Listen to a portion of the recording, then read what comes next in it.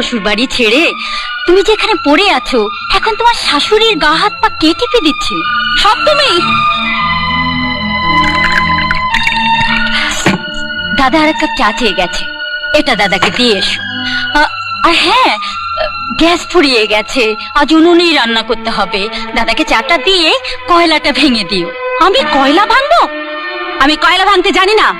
সে কি, লোকে সংসার ভাঙতে জানো আর কয়লা ভাঙতে জানো না?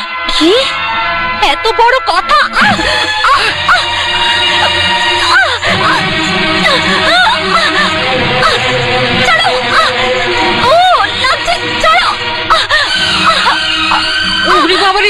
কি ডাকাত বউরে বাবা!